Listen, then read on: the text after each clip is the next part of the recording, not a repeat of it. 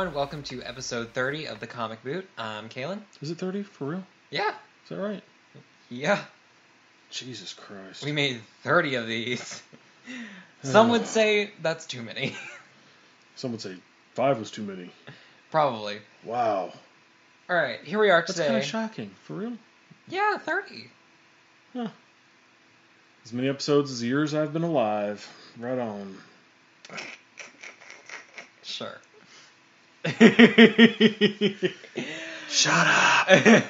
Here we are this evening, this very lovely evening, to talk about the fisting of iron. The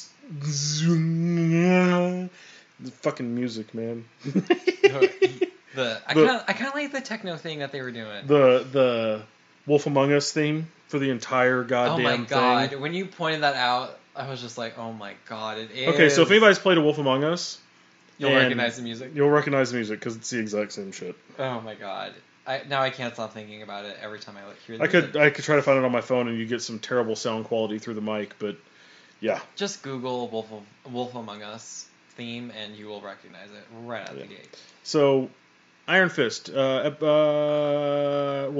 4 in the Netflix series for Marvel Cinematic Universe stuff? Yes. Started out with Daredevil Season 1. Then Jessica Jones. Then Luke Cage. Then Daredevil. Nope. Daredevil Season 1, Jessica Jones, Daredevil Season 2, Luke Cage, and now Iron Fist. Okay, and then next is The Defenders. Yes. Okay. And then possibly Jessica Punisher. Jones 2. Yeah, Punisher, I think Punisher was coming out filming. this year, too. They were filming Punisher. I know, I saw something that was like... It'll probably be this time next year. It was like updated 2017 list, and Punisher was kind of squeezed in at the bottom. Like, there's no way they're coming out with Punisher this year, too. I doubt that. I doubt as well. But unless it's like at the end of the year, maybe. But we are getting Defenders in the fall, Should be, say, yeah. Which I'm excited for, because I've been waiting for them to come together. I'm going to be super pissed when it comes out, and they don't come together until the very last fucking episode. If they do that, that's going to be some bullshit. They wouldn't. They're not going to do that. There's no way. They tickled the tip during this entire goddamn season, this 13 episodes Iron Fist. They really did. They tickled the tip and didn't let you finish, if you know what I'm saying. Because that shit pissed me off more than anything about this. Right, because they do that. They're like, oh, this is a letter from Luke Cage. Right, and here's his shirt that fits you perfectly, even though you're 5'5" and weigh $140. Right, there's no way. There's no way that Luke Cage's shirt is your friend okay with his finger through the bullet hole? Better than you. Yeah, just call. Why does call Daredevil? Just call Murdoch, man. He needs help fighting the Hand. The Hand and Daredevil, hand in hand. How the hell do you not understand that these two things need to go together like fucking salt and pepper? You know? and you're just like, it's the Hand. I've seen him before. You're not the first super person I've met.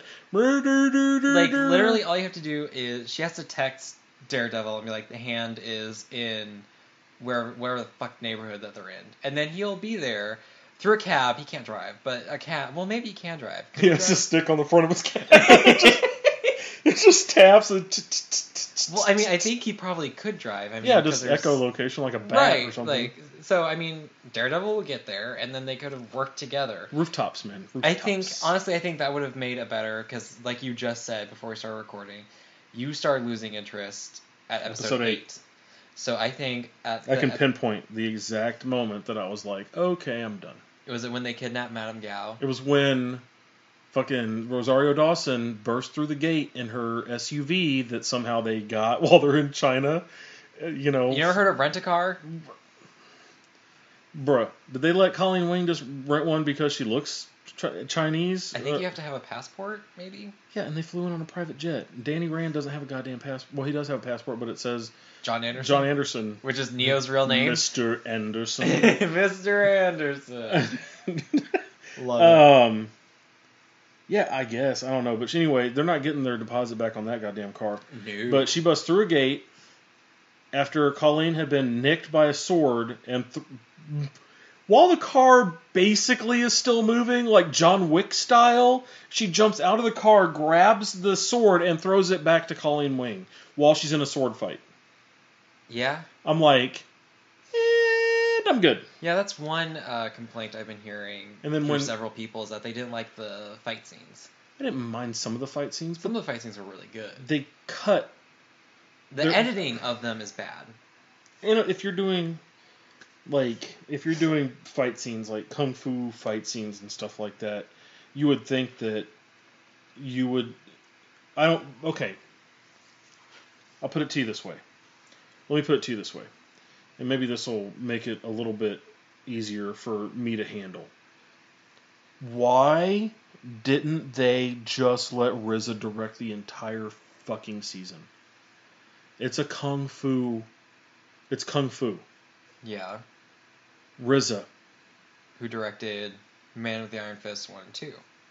Also Wu-Tang Clan member, founder, leader, whatever. Why he knows kung fu? He does. I don't think he knows kung fu like fighting kung fu. But he understands how to shoot cinematography of kung fu. He understands how to shoot kung fu. He's done it on big scale, big movie production. Why not let him shoot? Why not let him direct this entire Because thing? What was it? Episode 5? No, 7. Was it Kevin Smith? What? Kevin Smith star directs on everything now. No, who directed episode 5? No, I was episode 7 the one where he was challenged by... Yeah, episode 7 was much like the Tower idea, where, Bruce Lee fights through the tower and Kareem Abdul-Jabbar is on top. Right. So, and that was RZA. That was RZA. And that was the best episode of the season. Yes. By far, episode 7. So if you want to see Iron Fist, go to episode 7. Because that's a really good one. But, of course, there's a lot of really good stuff in it, too. But it's just it kind of wanes around episode 8. Is it 7? Maybe it's 6. I'm looking. No, 6. 6. Immortal emerges from cave. Yes, that's the one where he goes to this, not a warehouse, but a temple-looking thing. Yeah, it's like a dojo almost. Yeah, and the hand gets their assassins to come over. And... the start of that episode is so good, man. You see the assassins in their everyday life, and they get a message delivered to them. The time has come. Yeah. And that one guy's doing karaoke. After he slaughtered all these guys. Oh, such a good episode, man. Yeah. I was stoked after that episode. And then the next one we get is Felling Tree with Roots. And it well, that one wasn't... I don't even remember. Danny shows up in the townhouse again, and Harold's in there, with the two guys, and they're like, "Where's Danny?" Yeah. From the hand. Yes. They're like, "Where's Danny?" And he's like, "I have no idea what you're talking about." Yeah. And then Danny shows up and he goes, "We got a problem," and they're like, "Oh shit." Yeah. And then Harold grabs a knife and stabs the one dude, and then comes up behind them and slits his throat, and then he calls his son over while he's hammering that dude's face. Yep. And he cuts off his own fucking finger. Yeah. And that's one... And that's where Harold dies. That's where Ward stabs Harold. Yeah, because Ward, snaps. Sorry, spoiler. Well, we already... I know, spoilers all over the fucking place. If you listen to that last episode. Yeah, it's... Because Ward is getting all sorts of abuse from his father, and he just snaps. And just stabs his dad and kills him. But then he comes back. And someone... I follow on Tumblr said that there was the continuity with the finger bugged them, and I was like, what finger? Are they talking about Harold's finger? It grew back after he died. Right. I kind of figured that was obvious, but I guess it wasn't for this individual. Whatever. He cut his finger off. And then he died. And then everything regenerated. Including his finger. I got it. What's hard to understand about that? I don't know. He just said the finger. He didn't really specify what he meant, but couldn't use another name. So when they go in episode 8 and they try to kidnap Gal is where I lost interest, because honestly that's kind of where I lost interest too, because everything after that just seemed kind of blasé, and it was terribly fucking written. And I say that as someone who thinks that Luke Cage is one of the greatest single seasons of any show that I've ever watched, and Daredevil season 1 is right up there with it. Oh yeah, absolutely. And I love Marvel Television.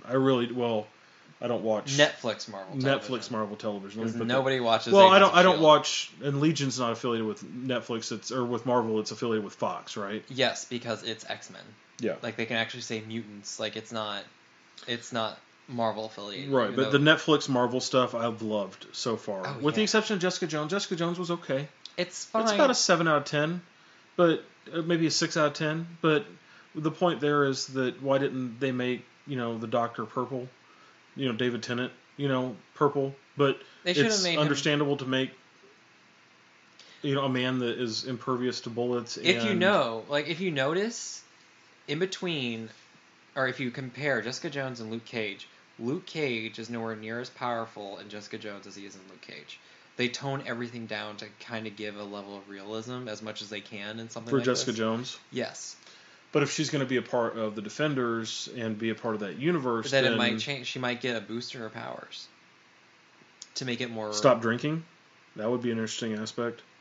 I don't know if she quit drinking. Well, I think that would be a cool moral lesson. But this coming from the recovering alcoholic, Yeah. It would be a cool moral lesson to teach. I mean, not necessarily a moral lesson, but hey, quit drinking, and all of a sudden she gets back. Get your shit together. She's been drinking to dumb her powers down, maybe. I mean, maybe the alcohol does affect her powers. We don't really know, or she doesn't know a lot about her powers. No. And actually, I think that's what's going to be explored a lot in Season 2, because she got all those files from her adopted mom from that company that kind of popped up towards the end. Yeah.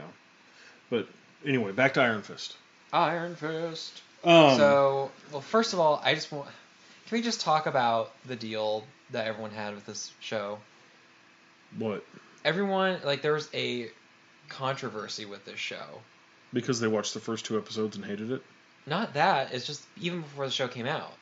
Oh, you're talking about the fact that Marvel... How was the line? That Marvel is a company that prides itself on inclusion, or this newfound inclusion of race and creed and sexual orientation and things like that, and they take a kung fu storyline and make the lead character white. Yeah. Well, newsflash, Danny Rand is fucking white. Right. And he is the most popular, most famous Iron Fist. Period. Yeah. And he is the current Iron Fist now. So if I don't pretend to go into someone else's job and criticize what they do because I'm fucking ignorant to it. I mean, even though we do a lot of criticism on this show. I do a lot of storyline criticism and we won't tell them how to run their job. Well, comic book company direction, like Marvel. Yeah. Last episode, or even what DC does sometimes. I'll call them out on their bullshit because A, I don't give a fuck, and B, if you don't call people out on their bullshit, then you're just as bad as the next person. But don't sit there and pretend to know what the fuck you're talking about if you have no idea what the hell you're talking about. And I mean, at least that this show doesn't go so far as to eliminate all Asian people. No, and I will say this, that Jessica Henwick. Jessica Henwick, I think, in my opinion, and you brought up Lucy Liu, but I think that this young woman has legitimately put herself at the top of the list of any female Asian romantic leads, period. Because there really haven't been any. No. Well, Memoirs of a Geisha. It's a fucking Asian movie, man. I'm talking like...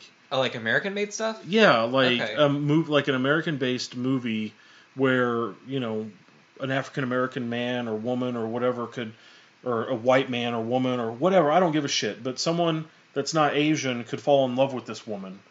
And she can hold her own as an actress moving forward in that relationship where she's not diminutive or typecast as a fucking geisha, because she's Asian. But she does kind of have that dragon lady thing where she's like, I'm Asian and I know kung fu and I can kick your ass with a sword. Well, in this it is, but yeah. It fits with the she's storyline of the she show. also comes across as very vulnerable in this. I mean, she is by far the best part of this whole fucking season. Colleen Wing was just so fun to watch. She's flawed. She has serious ideals, issues, but she also has doubts about these